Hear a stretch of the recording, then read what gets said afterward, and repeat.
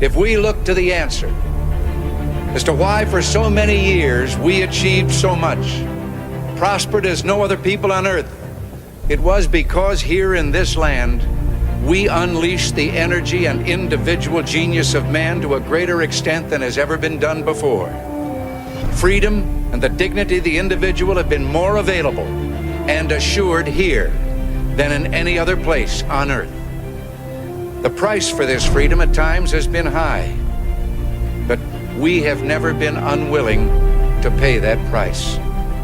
Those who say that we're in a time when there are no heroes, they just don't know where to look. The sloping hills of Arlington National Cemetery, with its row upon row of simple white markers bearing crosses or stars of David, they add up to only a tiny fraction of the price that has been paid for our freedom. Each one of those markers is a monument to the kind of hero I spoke of earlier. Their lives ended in places called Belleau Wood, the Argonne, Omaha Beach, Salerno, and halfway around the world on Guadalcanal, Tarawa, Pork Chop Hill, the Chosin Reservoir, and in 100 rice paddies and jungles of a place called Vietnam. Under one such marker lies a young man, Martin Treptow, who left his job in a small-town barber shop in 1917 to go to France with the famed Rainbow Division. There on the Western Front, he was killed trying to carry a message between battalions under heavy artillery fire. We're told that on his body was found a diary. On the flyleaf, under the heading, "My Pledge," he had written these words: "America must win this war. Therefore I will work, I will save, I will sacrifice, I will endure. I will fight cheerfully and do my utmost as if the issue of the whole struggle depended on me alone." We must realize that no arsenal or no weapon in the arsenals of the world is so formidable as the will and moral courage of free men and women. It is a weapon our adversaries in today's world do not have. It is a weapon that we as Americans do have. Let that be understood by those who practice terrorism and prey upon their neighbors. As for the enemies of freedom, those who are potential adversaries, they will be reminded that peace is the highest aspiration of the American people. We will negotiate for it, sacrifice for it. We will not surrender for it now or ever. We are Americans.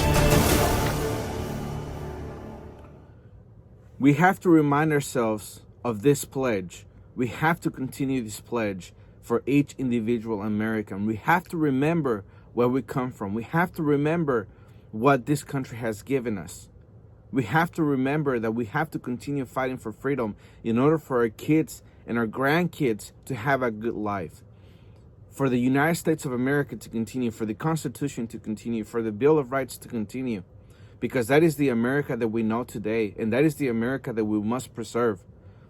Even if we do go through economic collapse, even if we do go through a third world war, it does not matter. It is up to us to continue America for our children and our grandchildren. We may be going through tough times right now, but with God's help, we can make sure that we continue to pass this great nation and all of its land to our children and our grandchildren. That is my message for you today. The reason that I did this message this way, that I started this podcast this way, is because we do not have to take this great reset laying down. We do not have to take these COVID lockdowns laying down. We don't have to let the great dark winter that they're talking about take us by surprise and take it laying down. We can do several things in order for us to be better positioned, for us to have a better outcome.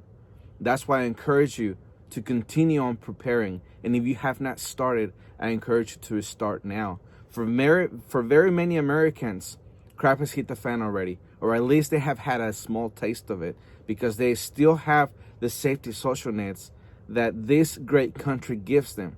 That's why it's important for us to take advantage of all of this and prepare now. We have the information. The information comes from a bunch of outlets, not just from the mainstream media, but also from the alternative media, through social media, through YouTube, through Brighteon.com, through Brighteon.social, through Gab, through Facebook, Parler, you name it. Information is coming at you all the time, but it is up to you to do something about it. That's why I encourage you to continue preparing, to continue watching, and when time comes, to do something about it. There's a lot of things that we can do legally. We do not have to take up arms, at least not right now.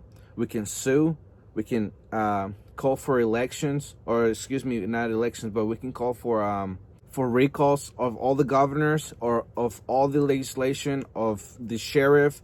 There is very many ways for us to peacefully protest everything that they're trying to do to us. If you live in a city that is governed by a dictator, pretty much at this point, that is making you stay locked down again because of fear of COVID-19, that has a 99.7 survival rate, by the way. If these people are the ones that are controlling your life right now, doesn't matter where you are, whether you're in red country, blue country, wherever the crap you are, there are steps that you must take in order for you to take back your community, your state, your county, your city, whatever. But we must do it now. We cannot just sit here and lay down and take it. All right. And I do believe that the best weapon that we have at our disposal is our own preparedness. But we must do it right. Okay. We must understand that preparing is not for a time that everything will come back to normal. All right. This video, what it's going to be about, is about preparedness. All right. This is the continuation of the series that I've been doing on the Great Reset and the Dark Winter. I have talked about the financial system. I have talked about, you know, the supply chain, government, all these things, and all that is going to pretty much end, is going to conclude with this series of videos about preparedness, because there's a lot of things that you must do, that you must do right, that must have a right foundation in order for them to be done properly, to be done correct. There's a lot of principles that we must go through now that we're pretty much revolutionizing this community of preppers. Because in the past, and it's still going on, that preparedness is just someone's opinion, that it's just someone that they think they're crazy, that they're just stocking up on beans and rice and bullets, and they're just out of their mind, and there's no reason to do it. All right.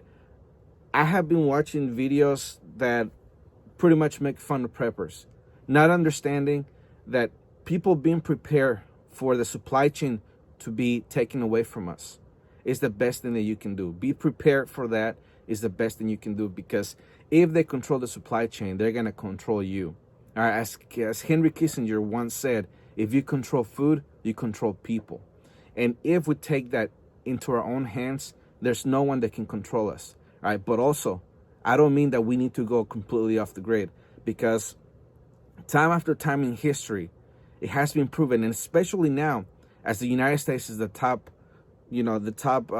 military in the world, is that technology is always the key weapon for any civilization to have. All throughout history, the civilization that had the greater technology are the ones that always rule. And the United States has been ruling for the past 70 years after World War II because of the technology that we have. Nobody wants to mess with the United States because of the technology we have. So us as preppers, we must also take that into consideration, that we should not just run away from the grid and go off grid thinking that that's some type of utopia where nothing is going to happen to us because we're going to be ready. No, we need to understand that we must will technology to our favor in order for us to continue to take care of these United States of America. Because if we do not continue as citizens developing new technologies that's going to help us become better preppers, that's going to help us protect ourselves and our family, that we're going to fail very, very badly. All right, so I've gotten very very energetic at this one, I guess. But before I continue into everything that I want to talk about today, I do want to remind you that this podcast is sponsored by my store, MedmanSurvivalStore.com. You can go on there, you can find everything that you're going to need for prepping, whether it's EMP, nuclear disaster, whether you're looking for camping gear, or whatever tool that you may need that later on is going to help you out when time comes. You can find it at the store, MedmanSurvivalStore.com. And also want to remind you that I'm giving books away for free. It's you can go to www.PreppersSecretCache.com, or you can just click the link below, or you can go to the main page of the MedmanSurvivalStore.com and click the link. It'll take you to the page where you fill out your information. But I do want to let you know that we do need your help with shipping. The book retails for $24.99, and the shipping is $9.99. So you are in fact getting it for free. All right, so let's get into all of this, because I'm feeling very passionate today because of all the things that I've been seeing the past week and a half. Yes, I did delay bringing this video out because we did just go through the holiday this past Thursday. It was Thanksgiving, and pretty much this Thanksgiving weekend, so there's family coming around and there's other things going on. So now that I'm taking the time to make this video, I need you to pay very close attention, because this video is the most important of all the ones that I've done in this entire series of The Great Reset, because we can prepare. All right, if we are prepared to meet the Great Reset head to head, then we are going to have a better outcome if we went to it not being prepared at all. All right, finances, you can prepare for what they're trying to do. Food, we can prepare for what they're trying to do. COVID-19, we can prepare for what they're trying to do. For all the points that they're trying to take over now and pretty much, blend it with the fourth industrial revolution, we can come out on top, because we're the ones responsible to let them understand that whatever they're trying to plan, whatever they want to do, they will not do it so easily. All right. And if they think that they're going to control us to the supply chain, they're going to be very sadly mistaken. That is the reason why preparedness is very in a desperate need of principles that are very solid in foundations, because I really want to take away the phrase of "it depends who you ask." Because when you have that phrase, then anybody can say anything they want, and it can just be out there, and that's how you continue to have crazy people or have a lot of negative feedback for preppers. When you make people understand why we prepare and why we do it and how to start having a solid foundation, then it's going to be a lot easier for a lot of people to join you, to join us, especially in this new community that I'm trying to start, the Medman Survival community of preppers, because I do believe that we're about to go through very, very hard years. There's a lot of things that I have shared with you here in the past. For example, in the next 10 years, food is supposed to go up 400%. And what are we seeing today? Today, in the past few weeks, in this entire year, we have seen thousands of Americans lining up trying to get help from a food bank. But what is going to happen once those food banks can no longer afford to give people food for free? All right, we are seeing the Venezuelan food lines, but instead of people walking towards there, they're actually driving there. And that's because gas is still cheap. Whatever little help that they're getting from the government, whether it's unemployment, whether it's housing, whether it's EBT, whatever the case may be, that one day is going to run. Okay? That is when the despair is going to really settle in. Right now, Americans are not panicking. We're not seeing the type of panic that we're seeing in other countries, because the government is able to step in and print trillions of dollars more to help people out. Okay? That is why a lot of nations envy the United States, because no other nation on earth can do that. If any other nation on earth had the type of debt that we have, we were already being hyperinflation. And let's remember, the Great Reset says that the United States is not going to be the superpower of the world anymore, but rather in the next 10 years, they're going to try to transform it for 10 or just a handful of nations to rule the world. So we cannot let that happen. All right. So there's 13 things, or 13 areas of preparedness that I believe is what we need to pretty much solidify in this foundation that we're doing now. All right, that's why this video is very important. The first one is alliance. The second one is plan. Third, food. Fourth, water. Fifth, medical. Sixth, tactical. 7, communications. 8, energy. 9, survival training. 10, bug out bags. 11, bug out vehicles. Number 12, bug allocation. And 13, hygiene. Okay, we have to follow these in this order because that's the steps that you must take, but you're not doing it by yourself. Okay, that is the reason why alliance is number one. The reason that you need first to start with your alliance, it could be whoever. All right, it could be just you by yourself. If you're single and you have no other family and it's just you, you can start there and then try to recruit your friends. All right. If you do have family, then you can start with yourself or your spouse and, branch out throughout the entire family tree with all the responsible adults, as I have mentioned in the past. I'm going to go through it again because there's a lot of new people listening to this podcast. All right. We grew from 2,000 views, a month to over 5,000 to 6,000 views, which is absolutely, it's absolutely great. So that's why I encourage you to subscribe to this channel, to leave your comment, to like the videos, to share them on all your social media, because this information is very critical. And I'm getting a lot of positive feedback. So if you have any questions that I can answer, please leave them in the comment section. I will read them and I will answer them. Okay. So if you feel like I'm not checking one of the social medias, just, you go to YouTube, go to Brighteon. I'm mostly on YouTube because that's the one that I control. My brother, who's helping me with all of this, he controls the other ones. So your best bet to reach me easiest is going to be through YouTube. So I would really encourage you to leave your comments on here if you really, if you have one.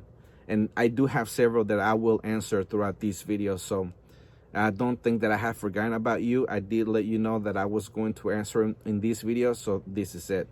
All right, so alliance. As I mentioned here just a second ago, when you branch out through your family, you have to write everyone down so you don't forget anyone. And the best way that I tell people to do it is that first you sit down on your kitchen table, and the people who are there, they're going to be the first one you take care of. All right, but when you write everyone down in your family that's sitting there on your kitchen table, then you branch out. And by that, I mean this. I'm going to do this in a family basis because it's easier that way. Because if you're not married, if you're single, then it's easier for you to just say, I have brother and sister. But once you have a family unit, then it's a broader list than as if you were single. So as the family member, let's say you're sitting there with your spouse. You look at your spouse after you wrote, your name, your spouse's name, your children's name. Then you look at your spouse and you write their immediate family, the people who the family members they do talk to, which would be brothers, sister, mom, and dad. All right. And after that, once you write them down, you go with the ones that are married. For example, let's say there's 2 brothers and 2 sisters. You write down if they're married and if they have children. Once you do all that with all the family members, and you can take it as far as you want, cousins, second cousins, however far you want to take it, you will see that your list will grow very quickly, even before you get to your own family. After that, you go to your own family and you say, all right, I have 2 brothers, 2 sisters, one is married, one is not, and you write everything down, and you will see that you will have a list of people that is at least 40, or it can get to that very quickly. So the goal here is that you have at least 10 families, okay? And by families, what I mean is a husband, a wife, and children. It can, even if it's a single parent, if they have their own kids. So any group of people that have their own kids. So if, like I mentioned a second ago as an example, 2 brothers, 2 sisters, if they're all married, they each individually are a family member, or they're its own family. So you want to have at least 10, because that's exactly all the ones that I mentioned a minute ago. All their responsibility is going to split between everyone. All right, so the next step, after you write everyone down, you're gonna write down all the people who are responsible in those family members. Then all the people who are not reliable at all. All right, this could be people who have addictions, who just simply don't care about prepping, who are financially unstable. Whatever the case may be, who are the ones in your family. When I said that, somebody immediately came to your mind. You write those in that list, and then children and people with disabilities, because there is family members with disabilities. So that could also mean people with big health risks. It depends on what it is, because not everything is the same. But for example, if you have somebody who is critical in cancer, then you can't really count on them, because who knows how long they have. Only you and your family know. But if somebody that has asthma, they can still work. You have to be a little more careful, but they're still able bodies. So anyways, once you do that, you go to the people who are responsible. You have a meeting with every one of them. You invite them over for a meeting, and then you present them your what you want to do with preparedness. You give them all the evidence that you have: COVID-19, lockdowns, all these people lining up at the food banks. You present the questions: what's going to happen to those people once all that food has run out and they can no longer afford to feed them? Which is something that they have said here in the next 12 months. If the lines continue to be like that, or if they increase in the next 12 months, they won't have any money or any food to give anyone. Anyway, so you present them with that information, and you give them the opportunity to think about it. You say, we're gonna meet here in the next day or two, and you're gonna have, when you come back, you're gonna have to make up your mind whether or not you're gonna be in the group. Hopefully, once you do that, they do show up, and you have, like I said, 10 families, because it's gonna be easier. That's why you start off with the alliance, because after that, exactly how much food, how much water, how much medical supplies you're gonna need, everything. But all that is gonna be distributed throughout the entire alliance. Okay, so let's say, for example, you have 10 family members. Once everybody comes in and they say, all right, we're with you, we're gonna become an alliance, and we're gonna prepare, we are family, we're gonna take care of our own. Then everybody gets their own responsibility. And you can go about it several ways. One of them could be, if they have let's say they're already a doctor, of course they're going to take over the medical side of all of this. If they already let's say they already do communications for the fire department or whatever, then they take over communications. Those are the things that you want to look for first. And then anyone who doesn't have any of these kind of skills, then that's how you set it up. And then you divide the entire responsibility amongst everyone. All right, those people are going to be the ones that are going to take care of this particular point, or this section. For example, water. They're going to take care of all the water for the entire alliance. They're going to know how to purify water, with their eyes closed. They're going to know everything that they're going to know everything that they need to know, and they're going to get all the supplies that the entire alliance is going to need. All right, that's how you divide everything, because all of this can be expensive. But when you come together, it can be a lot easier. All right, so that's how you do the alliance. But that's a pretty crash course type of deal to do it. If you want to reach out to me, I can give you a more detailed plan on how to do it. But that's pretty much the crash course on it right now, because this can become a very lengthy video, and I don't want that to happen, for the same reason that I don't want this information to get lost. I'm gonna go through alliance, food, and water, okay? Because those are the ones that we really need to get to right now, and I'm gonna break the rest down in the next coming videos. So that took care of alliance, all right? And just to summarize real quick, you write down everyone in your immediate family, the people who are sitting at your kitchen table, and then you branch out on the family tree on your spouse side of the family, and then on your side of the family. Once you identify who's the responsible adult, who is the unreliable adults, and who are the children, then you set up a meeting with all the responsible adults. You give them the opportunity to prepare with you, and hopefully they'll say yes. Hopefully you have at least 10 families coming together to get all this done. And then that's how you divide the entire responsibility between everyone. And I do want to mention that all of this should be something that they practice on a daily basis. For example, food. If somebody is given the task of food, they should know exactly how to raise chickens, how to have a garden, how to can vegetables, how to can meat, everything that has to do with gardening, with canning, with livestock. That should be all the responsibility. Communications, they should be able to communicate with everyone. They should have a ham radio, exactly know how to operate it, what type of licensing that they need, if they can get an encrypted signal, stuff like that, all the antennas that they're gonna need. That's what I mean by that.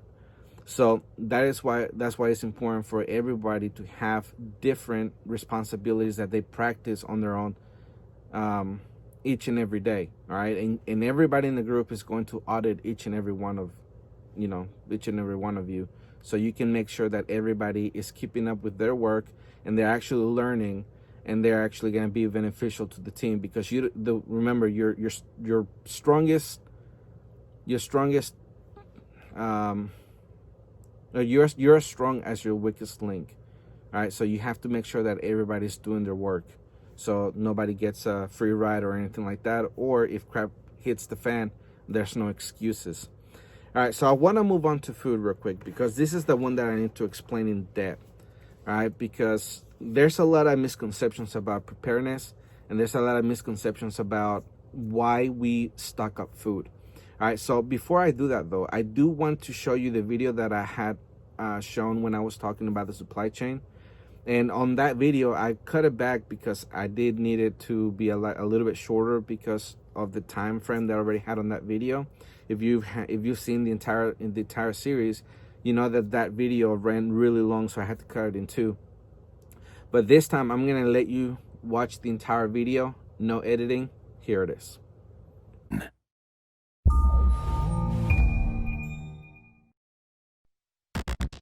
In 2001, a real-world exercise tested the emergency response to a bioterror attack on the continental United States.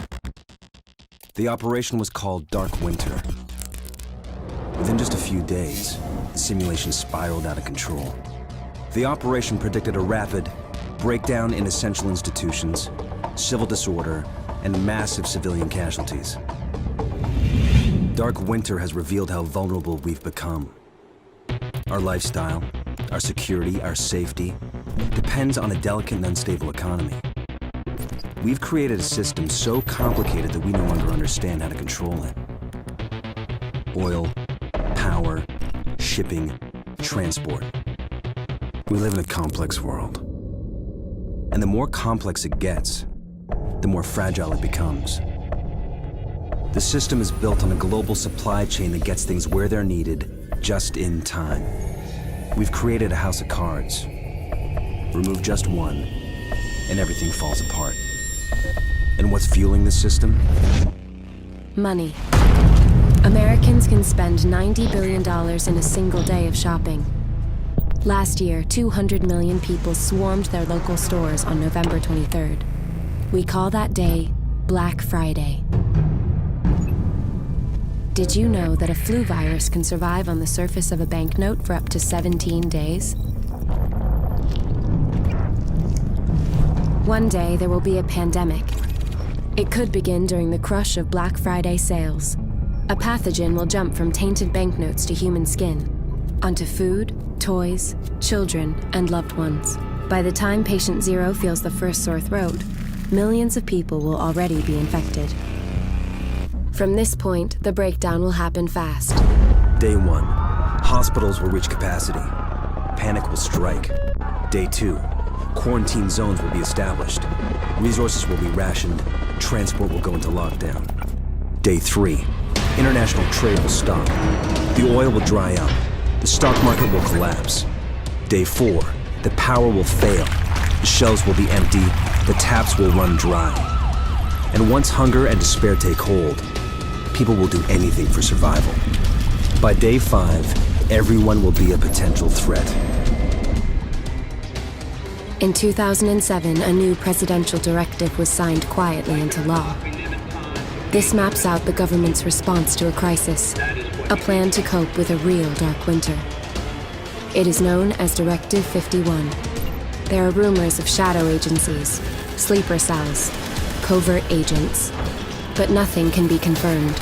Our complex world is primed for breakdown. And once the chaos strikes, There won't be resources to save us all.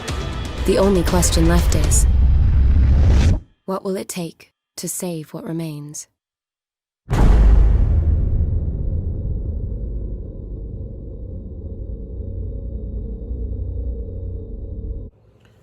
All right, so I do understand that it's just a video game. All right, let's just get that out of the way first, so that doesn't take out the credibility of this video.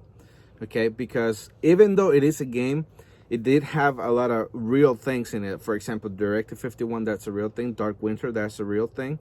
All right, and the Dark Winter is not so much about the flu as it is in the video, or for example now COVID-19. What the real problem is the collapse of the entire supply chain, right? The entire system. That is what it is. So it doesn't matter what you say the cost was.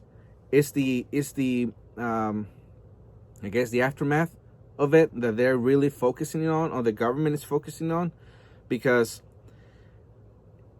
in this simulation, it was the flu or COVID-19.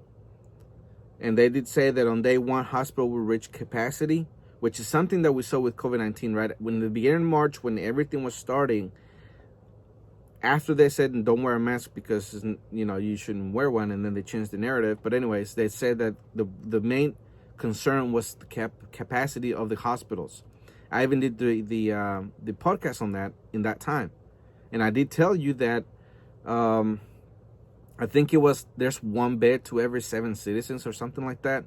So anyways, the point is that it was supposed to get out of control very quickly. And in New York, if you remember, they sent that military ship to help with people with COVID or whatever. It ended up that they didn't even need it. So anyways, the point is that was one of the things that we are seeing with COVID-19.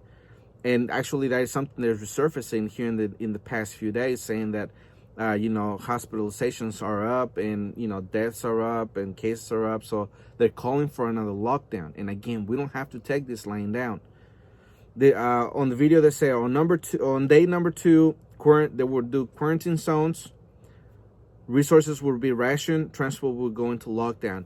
We have seen a soft version of quarantine zones, and we have seen food being rationed at the store, and transportation going into lockdown. We have seen soft versions of that. There were some states that did in fact want to pretty much not let people come in from other states. Okay. The quarantine zones, I even showed you that there were other states saying that they were going to drag people out and they're going to put them in a COVID camp, pretty much, that it was real. So that did come true.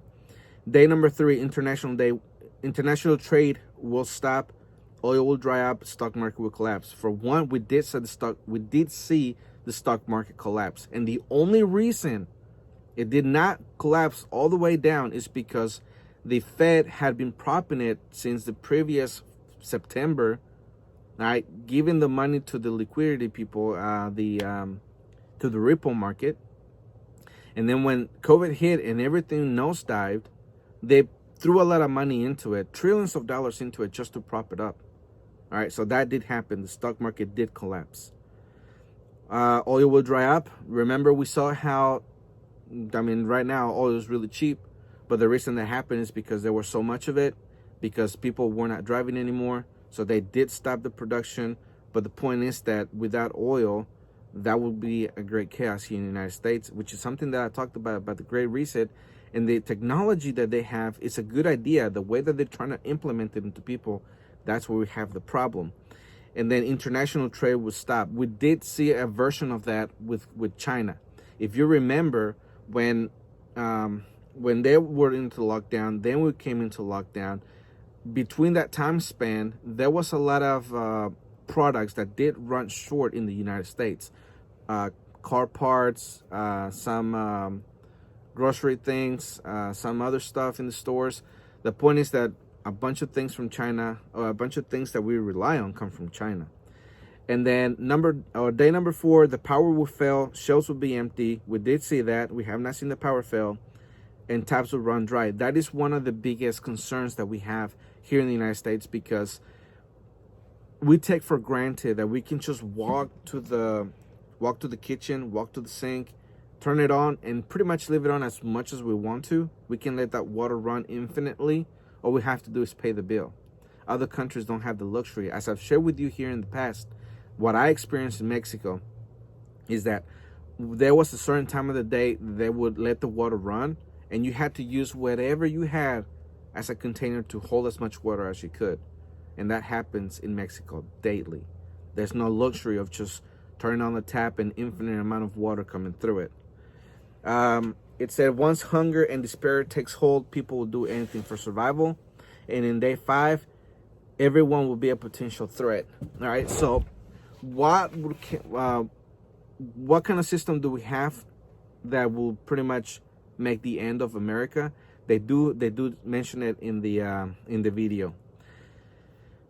It's all the global supply chain with on-time deliveries, lifestyle security. Lifestyle security is pretty much dependent upon a delicate and unstable economy. Why a dependent and unstable economy? A delicate and unstable economy? Because how much longer can we print money to let the government continue functioning before we collapse, right? As I've mentioned here time after time, the day that the government cannot help people, that's when really desperation is going to set in. The day is going to come when the United States can no longer give out free stuff. When is it going to be? I have no idea. But the point is that you have time still to prepare for that day. Because even you could end up in that situation where you run out of your preps, you run out of all the stuff that you stocked up on, and now you depend on someone else to give you something, which is something that I really want to tackle in this video. Because when you listen to other people talk about preparedness, all right, they tell you to stock up on, on certain foods, certain stuff, but they don't really give you how much. They tell you the reason that you need, is because something can last 3 to 6 months.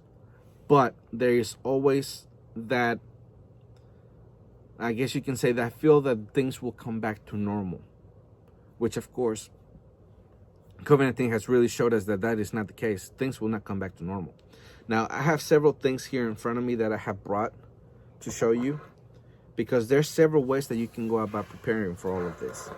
But also, I am not naive and I'm not stupid, because I live it myself. All right. There are people who have a lot of money. If you ever listen to Dave Ramsey, there's people calling in all the time saying that they have $500,000 cash, that, they had an inheritance of $1 million, or, they just invented something and they just pretty much fell into a pile of money. Sadly, I'm not one of those people. And so there's 2 ways that you can go about this. And I'm going to split it into those 2. One, you don't have much money like me, all right? And you have to prepare over a long period of time. Or you have a bunch of money and spending $500,000 doesn't even tickle your pocket, all right? There's a lot of in between those 2. Now, we're going to go first with the route of you have no money. But we have to remember that as we talk about all this, whether you have all the money in the world or you don't have any money at all, you have to understand that you have to prepare in a way that the grid would not come back. The main Achilles heel for the United States is the grid, all right? Let's say that an EMP, as the video was talking about a flu that pretty much collapsed the entire system. Instead of being a flu, let's put an EMP on there. As I've mentioned here in the past a lot, and as I did the holiday throwback, I showed you how an EMP will kill very many Americans in less than 24 months. And I showed you all the evidence. I gave you all the details about it. If you have not seen it, I encourage you to go back and watch it. But anyways, I'm going to show you what I have here. This is an egg. And I don't want you to just focus on the egg, but rather the chicken that came from this. All right. Of course, I'm not gonna bring out the chicken in here and then let it flop everywhere. So that's why I brought the egg, because this is gonna symbolize the chicken that laid this egg. All right. Then I have this can of peaches, but this can be a can of anything, can of food, soup, meat, whatever. Then I have this Mylar bag that has, this one has flour in it, but it can also have rice, it can have beans, it can have a bunch of other things. When you do this right, this, let's say this was rice, that rice can last you in a bucket or in this Mylar bag for 20 years, 15, 20 years. Okay, so you can stock this. It would not be a waste of money if you don't have much money to actually do this. And then finally, I have this. All right, this type of food is the stuff that supposedly lasts 25 years. You just throw it up in the closet and you forget about it. But it's very essential that you have all these types of food. You want to make sure that you have all the different types. I can really say that word, variety. Anyways, you know, my language barrier doesn't allow me to do it. But anyways, I want to start with this, because this will be the most important thing from all the other things that you can stock up on. Because remember, you can eventually run out of your food. You can actually outlast your preps. The main example that we have is Venezuela. Venezuelan preppers did not prepare properly because there was no principles. Okay, it all was depending on how much money you have and depending on how you feel like it. All right, if you feel like having 1 year worth of food was too much, let me tell you that's not enough. And I will give you the reasons why. That way, it doesn't matter who starts prepping, we all start from the same spot. All right, so the reason that you want to have chickens, that you want to have your own livestock, and you want to have your garden is because you do not know how long you do not know how long a disaster can last. For example, EMP, less than 24 months, everything gets wiped out. A nuclear disaster, depending on how many nukes fall and what the war repercussions is from it, you can lose everything as well.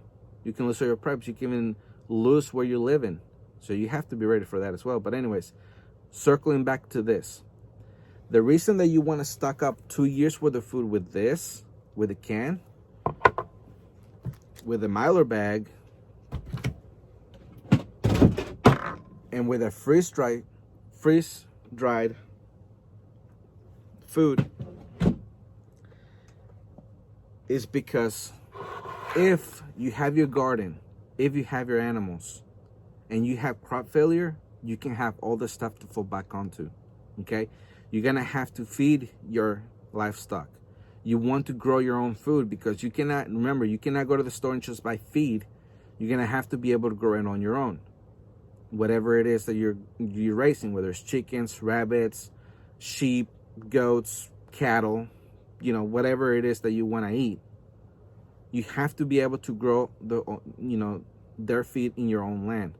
So let's talk about the land for just 1 second, very quickly. You want to have at the very, very least 5 acres, but better or more appropriate would be 10 acres. The reason why is because you're gonna need a lot of space depending on how many people is in your alliance. Because let's say that you do end up with 40 people. 40 people in 1 acre is gonna be way too many. 40 people in 10 acres, that's a little more doable.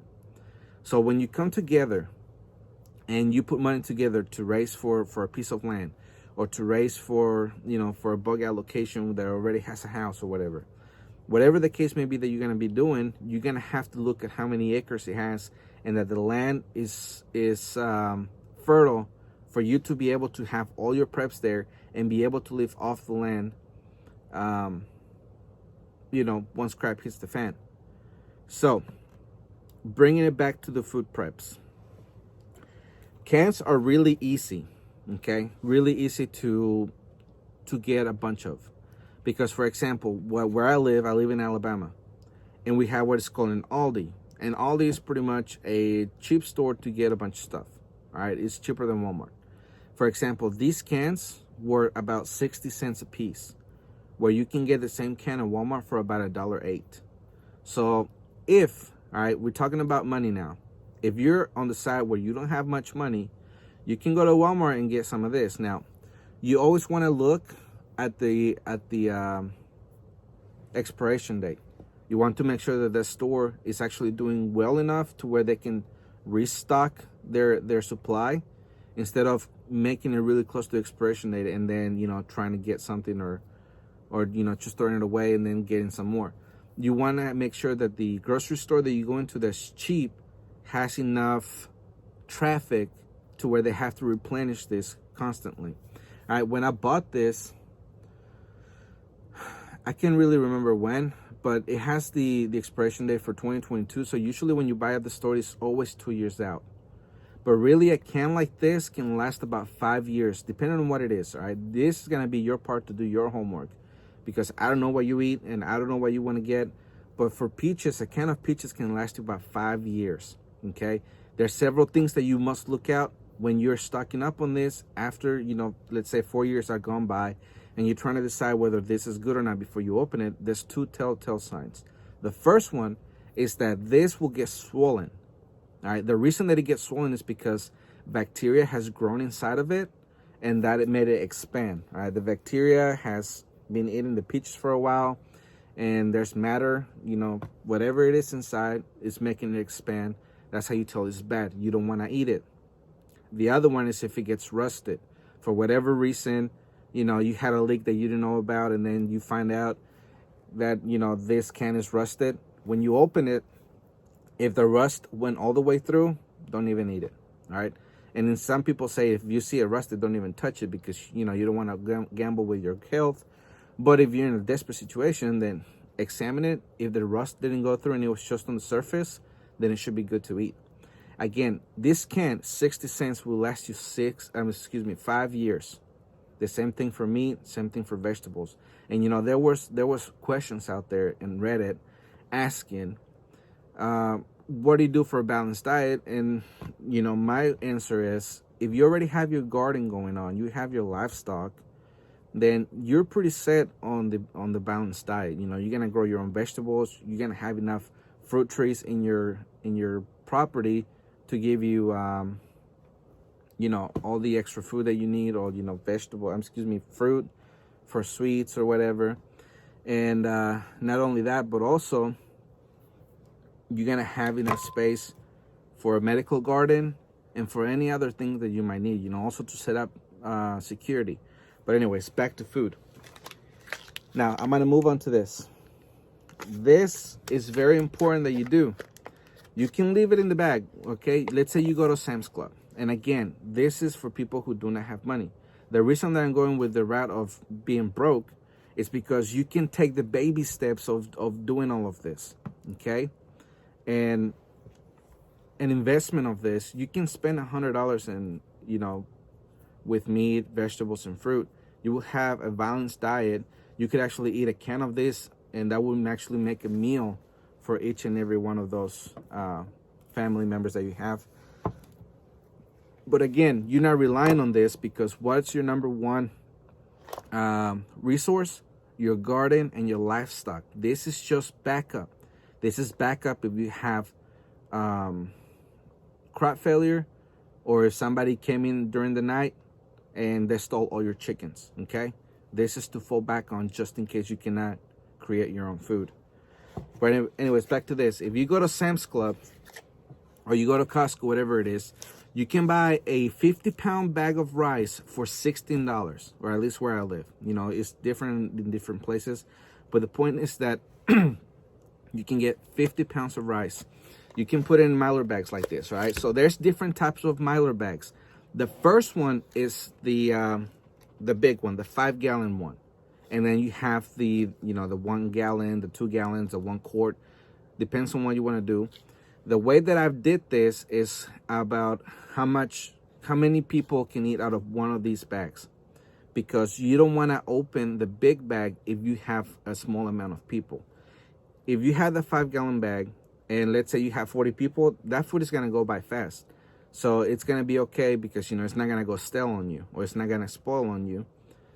So you can use it. But if there's not many people in your team or in your alliance, then you want to get the smaller bags so you can go through it and you can eat it without compromising the entire supply. Now, the other reason you want to do this right here is because you're going to be able to barter this, okay?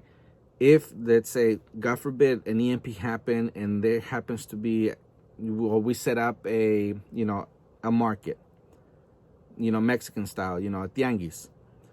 You can, or swap meet, you can go, you can put this on the table and you can tell people that you will try it for this, all right? And time will tell what this is going to be worth. I cannot tell you how much this will be worth. It depends on how desperate you are, or it depends on how desperate the other person is. But you want to be honest and give it a fair price, okay? So there's also a way to go about this. You have to write, I have this upside down. You have to write what it is, all right? You have to write down what it is. So for us, it's harina or flour. Then you have to write how much is in it. And then you have to write when you put it on there, so you can keep track of it, okay? I think I just smeared it. But anyways, that way you can keep track of when you put it in there, because believe me, I've done it. It has been one of my mistakes as an early prepper, where I did fill one of these, but I did not remember when I put it on there. And I just had to open it to find out, see if it was still good or not. All right, the way you can tell flour is not good anymore, it has a raunchy smell. So make sure you always take a look and you make sure that it's still good to eat by the time you open it. All right. And finally, we have these. Of course, there's bigger buckets than this, but I brought this one, just for show and tell. But it's gonna have the expiration date on the side, and this one says it expires in 2050, February 24th, 2050. All right, so there's still 30 years on this thing. But the point is that these can be stocked up in your closet, can be stocked up in a shed, they can be stocked up in in any place that you can find, in the attic, whatever, and they will stay there. They'll be good for the next 30 years. You can pop it out again if you have crop failure. Now, you can actually do different nights of different things, so you don't feel like you eating the same thing over and over. But if you do it right, your garden will have all your vegetables. It will have the spices that you need. Your garden will also have fruits. So you're gonna have a variety of things that you should not feel like you're just eating the same thing, okay? And then you're gonna have different livestock, especially if you are able to hunt without giving your position away or without fighting over resources. Then that's gonna be great. And then you have all of this to fall back on, okay? That is the reason I wanted to talk about food, because as you have seen, this entire video has taken almost an hour, and that's before I even edit all the videos. So I want to go ahead and cut this a little bit short, but I feel like I'm giving you all the information. And again, all comes back to this. This represents your livestock. This represents your garden, okay? This is going to be what all of this stuff revolves around, okay? Now, for the people who don't have any money, and you're asking yourselves, okay, what if I don't have a lot of room for all of that? Then that's going to be your step number one, all right? After you, of course, you have made your alliance. Once you have your alliance, then you're going to have to designate a place where everybody goes. And if that's going to be the place where you're going to make your last stand, and that's where you're going to die, God forbid, but if that's, your last stand against all odds, then that's where you're going to set up the chicken coop. That's where you're going to set up the storehouses. That's where you're gonna set up everything. Now, if you live in an apartment right now, I would suggest that, if you don't have debt, if you have a good credit score and all that stuff, once you get ready to buy a house, that you should consider the things that I've told you. Preferably not in the suburbs, but out in the country. The reason is because if you live in the suburbs, you live really close to the city, and we have seen what happens when people live really close to the city. And I'm talking about all the protests, all the riots and everything that we have seen. All right, didn't matter what political side they were on. They didn't care. They were burning people's houses down. They were, knocking people over. They were knocking people out. The point is that you want to be as far away from that as possible. So that is something you have to consider when you're looking for a bug allocation. But anyways, if your home is if that's all you can afford, right? You cannot afford a second home. You cannot afford a bug allocation. That home that you buy in the country, that's going to be it. That's going to be your bugging location, bug allocation, whatever you want to call it. That's where you're going to set up everything that you need. Of course, that's if the alliance agrees to it. If you have money, all right, this is for the people who have money now, because they can take care of all of this and all of this in a single purchase. People who don't have money, they have to work for it over several years. And now that I think about it, I'm sorry that I'm going everywhere, but I have a lot of thoughts going in my head. You want to have at least 2 years worth of canned goods, or the freeze-dried goods, all right? You want to have at least 2 years. As I mentioned, it's because if you have crop failure, but you want to give yourself the opportunity to have at least 2 cycles worth of, spring and summer and everything to make things work. That is the reason why whoever is in charge in the alliance for food, they have to know exactly what they need for a garden. They have to have a garden in their home at all times, so they don't run out of practice, so they know exactly what to do all the time.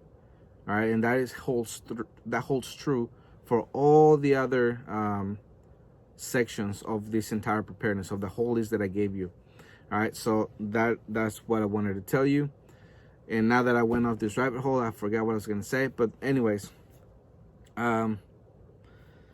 people who do have money, they can buy all of this, one purchase. They don't really care.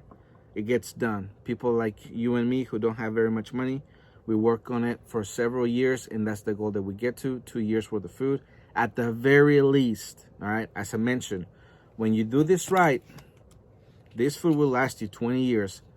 So it's not like you're losing investment. This, you're just gonna have to go through it, every 5 years or so. So it's not about purchase as well. So all of this is sound. All of this is reliable. All of this is practical, okay? For the people who have money, when you buy your bug allocation, or if you have enough people to, you have to make sure that it has at the very least 50 to 100 acres. The reason is because you're gonna have more privacy, and you're gonna be able to spot out poachers or people like that who may be coming in your area, and you can make them go away before they even get anywhere near your house or your alliances. It has to have water running through it.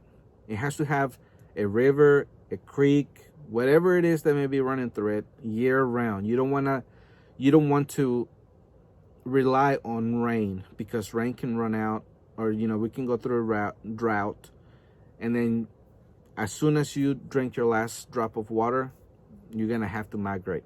Okay, so that's why it has to be running the entire year, 365. And also, you have to make sure that you already put everything that you're going to need in your bug allocation. And then I'm talking about a barn. I'm talking about chicken coops, rabbit cages, all the spots that you're gonna need for your cattle. You're already gonna have to have all the equipment, all the tractors, all the shovels, all the tillers, everything you're gonna need for your farm. And you're gonna have to set up high walls or high fences all around your perimeter. You can decide how many acres you want to actually cut off in your property, but I would say that you would have to at least have 10 acres within your fence. That way, you know, it's a lot harder for people to actually come through instead of just walking right up on your front door.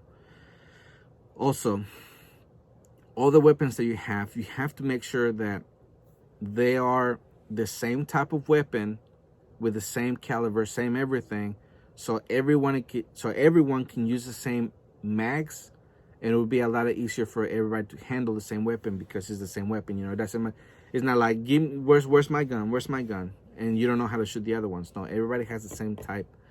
All right, and you have to make sure that you set up different stages coming all the way to your house, where if they cross that line, then, you know, you use lethal force pretty much. All right, so that is the very first video about prepping in this entire series. I didn't want to talk about water, but I'm gonna do that in the next video because water is very important, and there's different things that we have to talk about in all of this. All right, so hopefully this video did not bore you to death. Hopefully all the information that I did share with you, you know, it was important and reliable for you. Hopefully I didn't rant too much, or I did not, you know, get tongue twisted too much, or my thoughts didn't get all jumbled up. But anyways, the point is that I'm doing all of this for your benefit. I'm doing this because I do want us to become a community of preppers where we share the same information, we have the same principles, and it doesn't matter who starts being a new prepper. They can start off at the right spot, and they have principles and they have a foundation to go from, not just whatever crazy person tells them to do in the internet. All right, so again, I want to leave you with that. Please look out for all the other videos that I'm gonna be doing. Pretty much what it looks like I'm gonna be doing this coming week is that I'm gonna give you what's going on in the news, and I'm also gonna give you the preparedness of all of this, you know, continuing the series for the Great Reset. Again, we don't have to take it laying down. We have to stand up and fight for our rights, because this America that we're seeing is crumbling, but we must do everything that we can to preserve it so our kids and our grandkids can enjoy the America that we once lived in. All right, so again, my name is Jose Prado, and remember, always ready. The Man-Made Survival Show.